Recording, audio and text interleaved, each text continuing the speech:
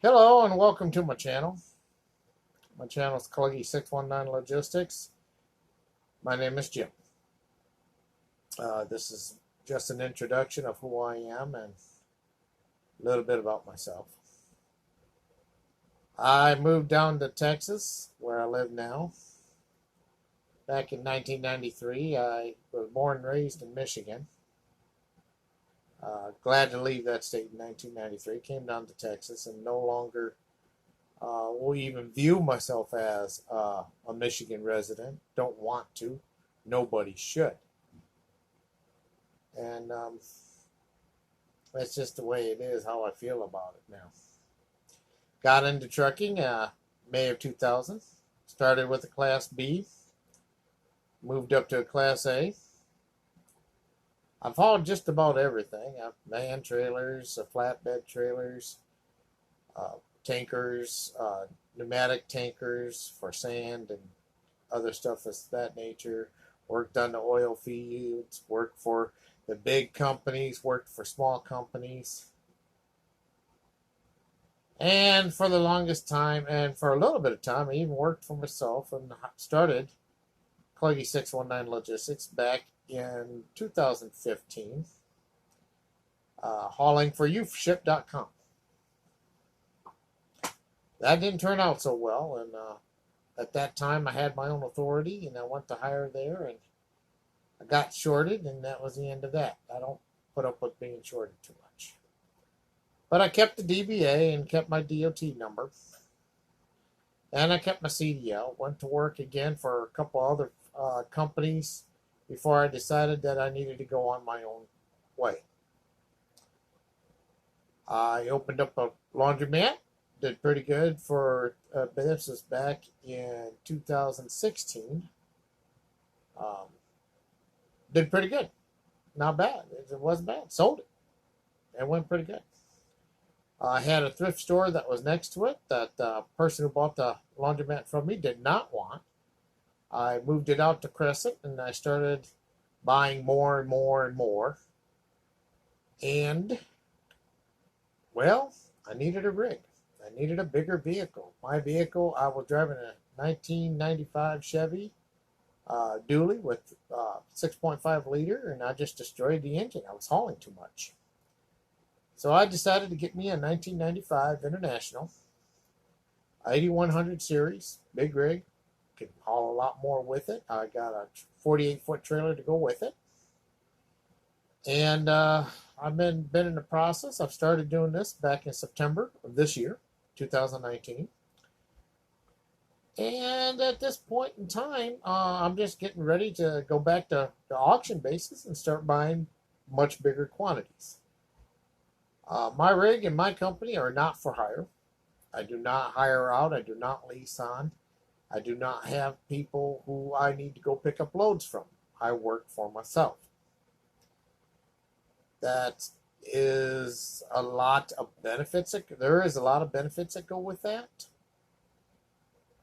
There's a lot of disadvantages that go with that.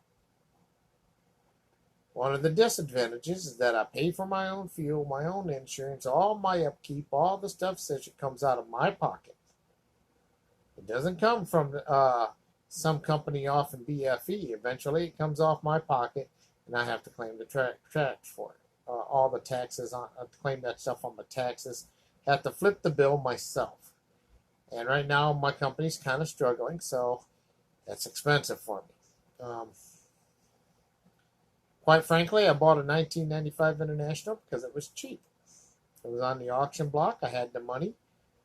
In the end, I only paid $4,500 for it from the auction. It ran. I drove it down here. I had an issue with the power steering turning gears. And it cracked on the other side, so I had to get that replaced. That cost me another $1,200 there. No, excuse me, $1,500 there. And I got a portion plates. Cost me, I think, around $1,000 to $1,200. I originally started out putting the truck in my personal name, but then went a portion because, I'll never know where I'm going to go to pick stuff up. I may cross the lines over there and the state lines. And it was just simpler to get it back. Now, even though it cost me about $800 to get my personal plates on it, and then another $800 on top of that, in order to pick up the apportion plates, I'll get 600 and something back in a refund from the state in order to for the excess amount of taxes that I paid out for it. So it comes to around $1,000. Now the benefit of being apportioned is being able to buy your trailers with token plates, which are a lot cheaper than trying to put a 48-foot van trailer into your own name. So that's the way I judged it. Past that, it's all pretty much the same as being an owner-operator. Different kind of insurance is needed. I don't need the high liabilities in order to be on the as far as the cargo insurance and the liability insurance on there, because I'm not required to have it. I purchased my own insurance for the truck at the amounts that I see fit, because the only cargo I'm hauling is going to belong to me. Now, everything else, of course, definitely makes a difference on how it is. You got to make sure your truck is up and running, of course, and you got to make sure you do a proper pre-trip inspection. You can't just hop into it and leave. You got to know what your truck is going to do. This is a good lesson for everybody. However, when you own a truck, it's even more so, because there's no company behind you to fix your truck. You got to do it yourself. So an ounce of prevention is worth a pound of cure. So as I go along, I'm going to be doing these vlogs, or blogs, or whatever you want to call them, in order to be able to tell people how it is that, my company goes. I don't go out as much as everybody else. I'm not doing 3,000 miles a trip. Basically, it's simply just to be able to myself. And you know what? You never know what's going to happen. I may decide to change my mind. I may decide to go out there and up my insurance rates, go back, get my own authority, file my BOC3, and file the paperwork to go back to being for hire. I may do that. I don't know. Anything can happen. But one of the reasons why I bought the 8100 series of International, which was 1995 International 8100 series, was because it is a big rig. Now, this particular one only had 400,000 miles on it, plus some miles, 402,000 miles plus some whatever.